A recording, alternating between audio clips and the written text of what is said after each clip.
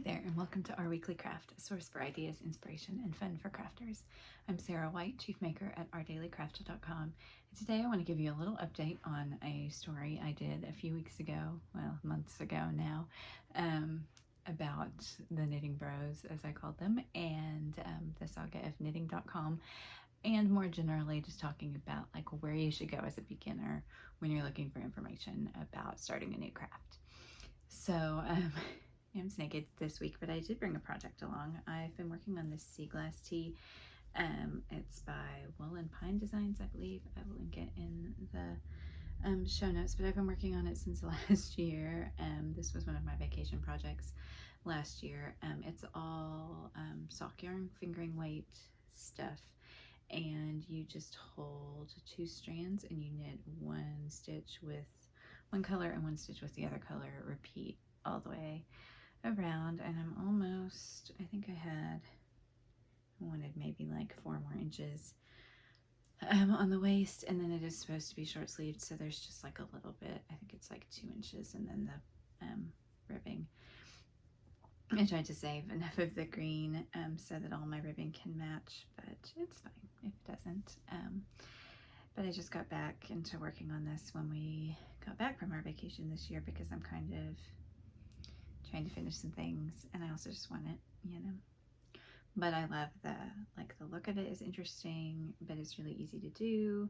It's a great way to use scraps that, I mean, it clearly looks scrappy, but it's sort of harmonious and funky at the same time, you know. I don't know, I like it, and I'm thinking about, you know, maybe doing a worsted weight version. Like, I have a bunch of rainbow colored leftovers from my rainbow stripe stash sweater, I believe is what it was called, that I made earlier this summer. And so I was thinking about, obviously I have like a lot of little oddballs, but I was thinking about taking and like trying to do, whether I'll probably use my Swift and like wrap each yarn around, you know, 5 or 10 or however many, or come up with a yardage of, you know, if it's 10 yards or 20 yards or whatever of each color, and make a magic ball out of that, and then use some other color as the second color, maybe like a brown or a white, or I don't know, but it's giving me ideas, which is fun. And you know, stash busting is always good too. I'm sorry, I'm making some noise. I've got my project in a bag because I have cats and they love yarn, so my yarn management is not the best right now, and it's a little noisy. I apologize for that. I just happened to see on Twitter this morning that people were talking about Knitting.com again. They have released a little bit of content this month, and by a little I mean like a little.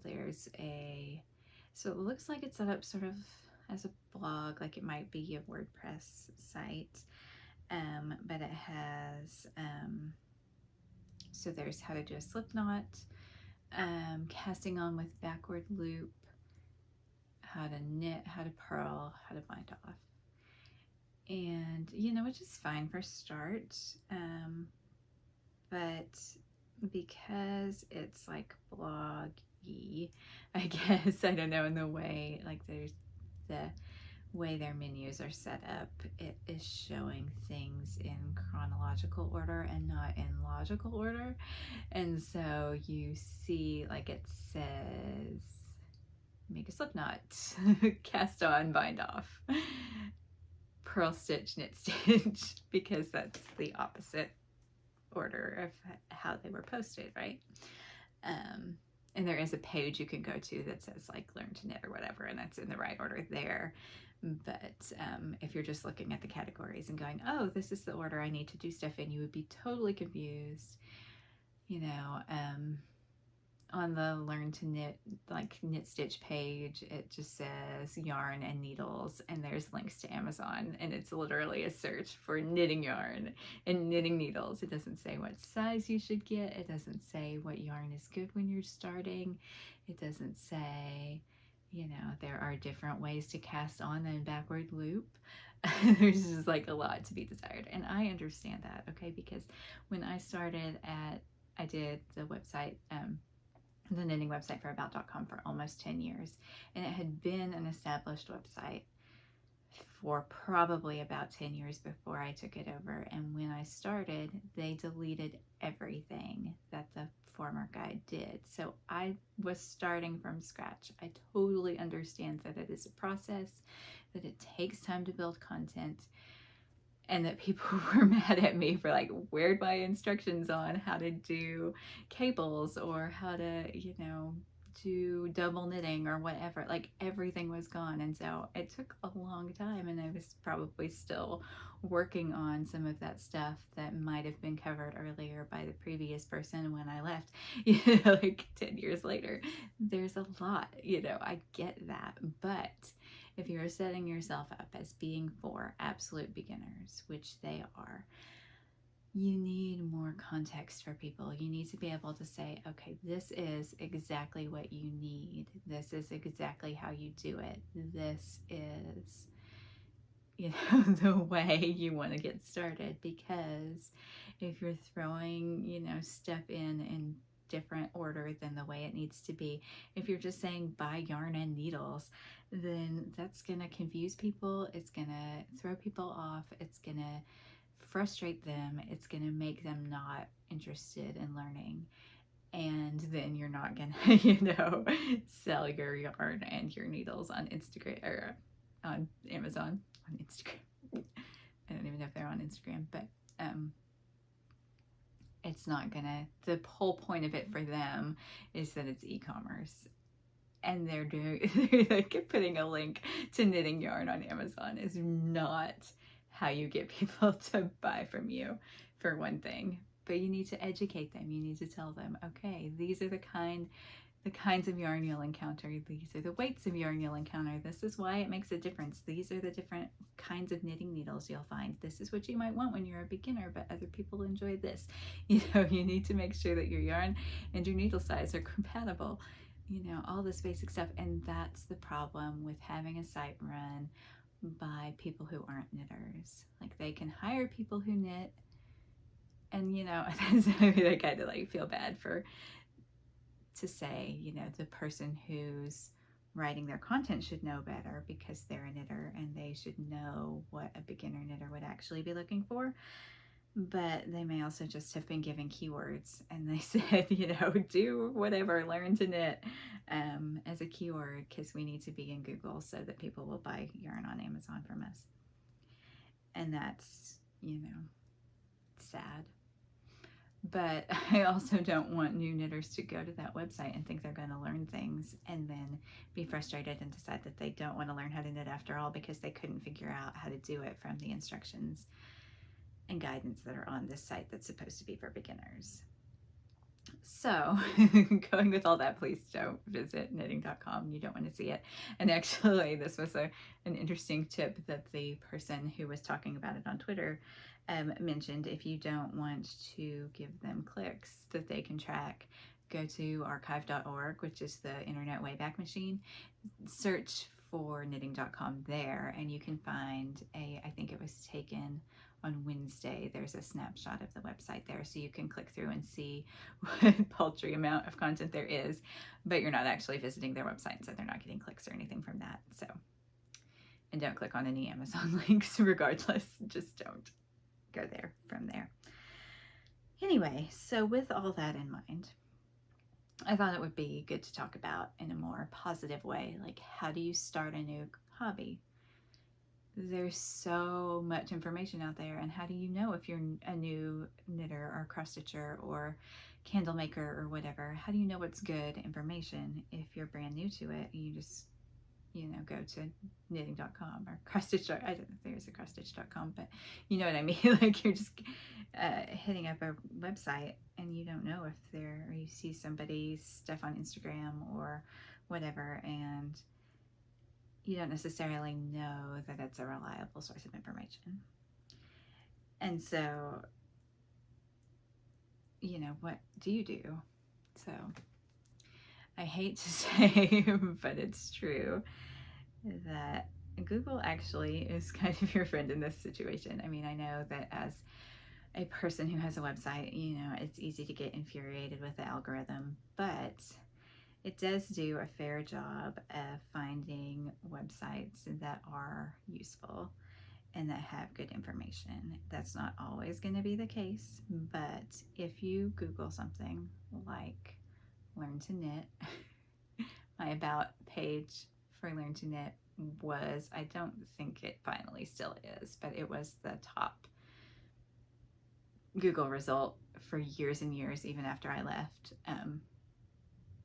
When you Googled Learn to Knit, that page would come up, and it was like we call them hubs there, but it was like a landing page almost, where it linked out to a bunch of other instructional pages of, here are your cast on options. Here's a page all about yarn. Here's a page about needles. Here's, your cast on options. Here's your, how you knit right-handed, left-handed, how you purl right-handed, left-handed, increasing, decreasing, cables, lace, like all the stuff that you might want to know about when you're learning to knit, and beyond the basics.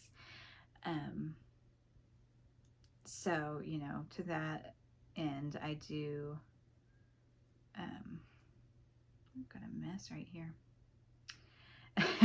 Maybe I'll stop knitting for a minute because things are weird on my needles right now. There's like a stitch. It looks like I slipped a stitch. Just slip it back. No, I don't know. Anyway, that's another issue. But yeah, so to an extent, I'm willing to trust Google on like general information like that. If you look at a couple of different websites and you find that they're giving you the same kind of information about like basic sewing supplies, or how you make soap or whatever, the basic things you need, the basic techniques are going to be pretty much the same if the person knows what they're talking about. Your basics are going to be pretty similar. I mean, the way people word things might be a little different. The terms they use for things might be different. For instance, in crochet, we use different terms in America than are used in the UK. So that can be confusing depending on what website you're looking at and what terminology they use. But in general, if you can look at a couple of different websites and see, yeah, they're giving me the same information, then you can probably trust that that's accurate information. By the same vein, YouTube is a popularity contest, but in this case, that's a good thing, I think, because if you search for something on YouTube and you see that a video has, thousands or hundreds of thousands of views and has mostly positive reactions, maybe has some good comments on it, then that is probably going to be a good source for you for your beginner information. And there's a lot of good videos out there. I mean, I've done some. I've kind of gotten out of the habit as I've been doing these vlogs this year. I'm not doing as many like instructional videos, but I need to get back into that. And I'm not saying like mine are the best, but you can search, learn to crochet, learn to knit, learn to sew, and you will probably, some channels will pop up that clearly have a lot of followers and have a lot of videos that are good, and that's, going to be a good source of reliable information.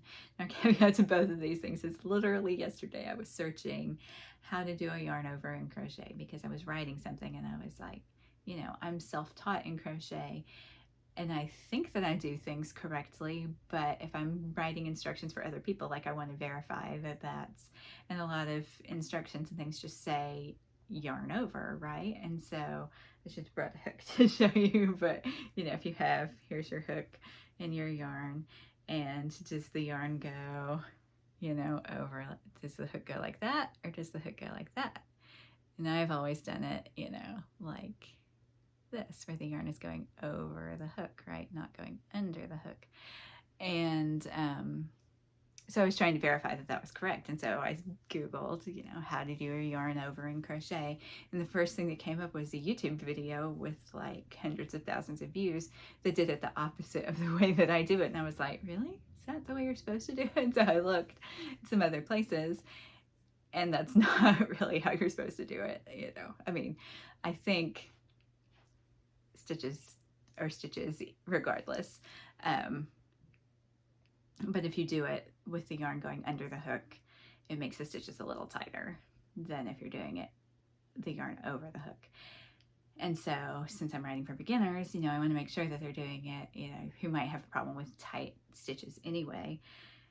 I want to make sure that I'm explaining that the yarn goes over the hook and not under the hook, because if their stitches are going to be a little looser, that will give them a little bit of an advantage to make it easier for them to crochet. And also, I am not a fan of saying that things are right or wrong in any crafting. Like, if what your result is good, then that's fine.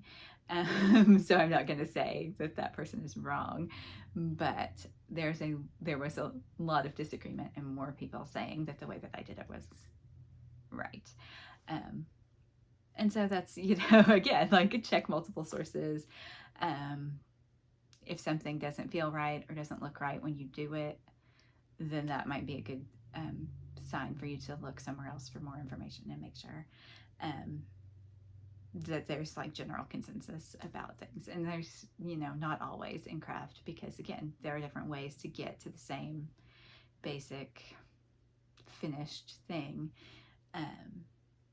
So, and anybody who says this is the right way, I hesitate on that too, because I don't believe in that. But so I think it's always good to like get a second opinion about things if you're ever unsure or something doesn't look right or feel right, or like, doing the yarn under is super awkward for me. So I was like, that's not right, is it?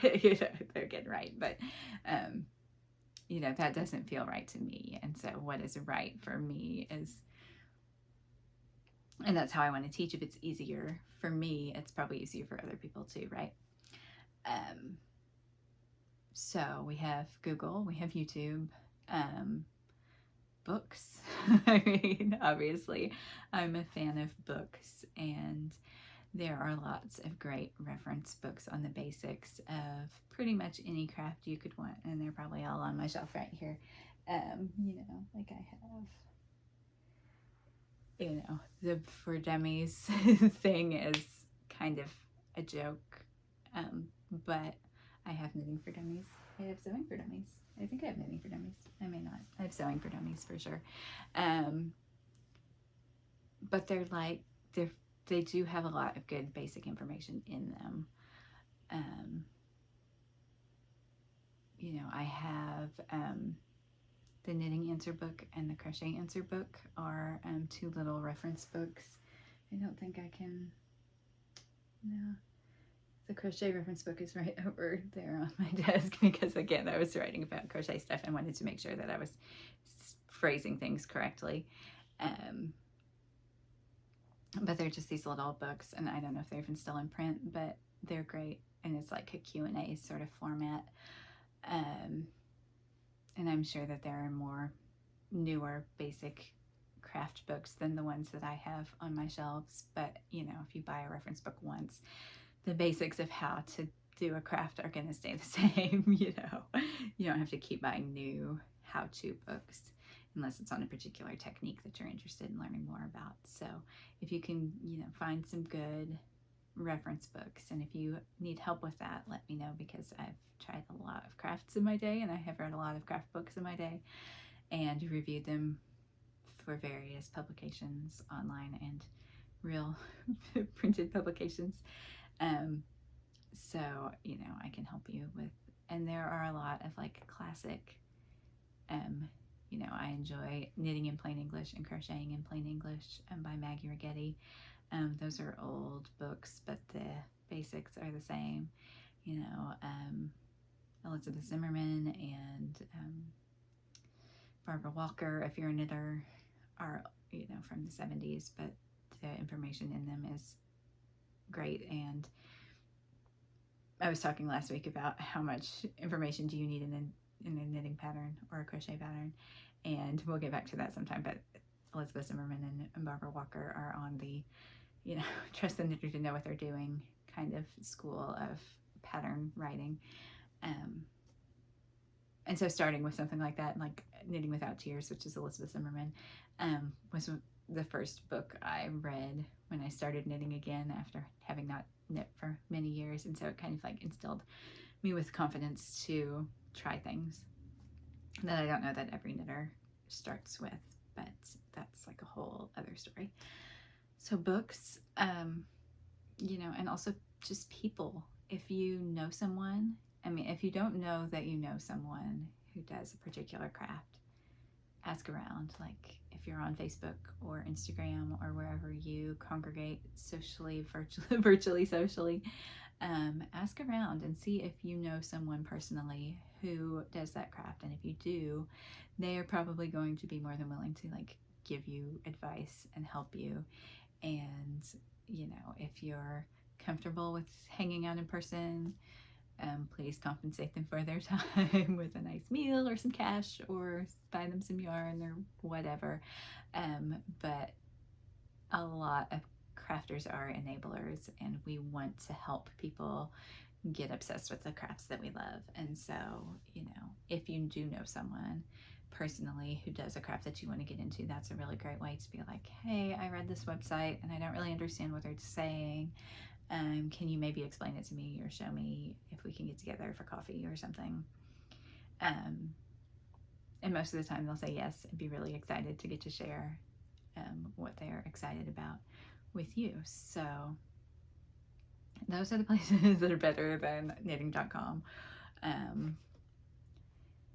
You know, and I don't know, I guess one thing that's sort of like a red flag for a website, if you're looking at a website for basic information, is like the quantity of information that's available to. And again, like I know that they're brand new, but maybe wait to launch until you have more than, you know, what is that, 5 pieces of information? You know, if you've got how to make a slip knot, cast on, bind off, knit, purl. So there's like 5 pages of instruction. Maybe wait another month until you can have more information, because I would look at that and be like, this site doesn't have, you know, like it's not going to answer my questions. So that might be something to look at too, is like how much information is actually on this site, in addition to just, you know, what's popular in Google. Though for the most part, I would say Google probably won't steer you wrong. And again, if you're checking a couple of different sources, I think that that's helpful. But if you are in need of help, if you're trying to start a new craft and you need some advice on where to go to find information, hit me up in the comments and I will totally share websites, YouTube people, books, whatever knowledge I have in that area. And because I want you to make stuff, and I want people to be able to find the information they need and be empowered to try new crafts and to enjoy it and not be frustrated because the website they're looking at has bad or incomplete or just, you know, paltry information. So anyways, but please try new crafts. I love it.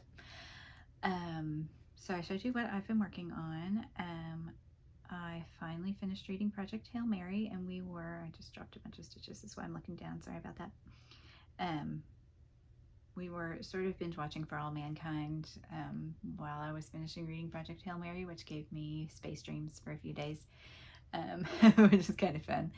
After that, I read This Post Has Been Deleted, I think is what it's called. It's a sort of a long short story novella. It's like 120 pages maybe. I read it in 2 days, I think. It's I believe a Danish author.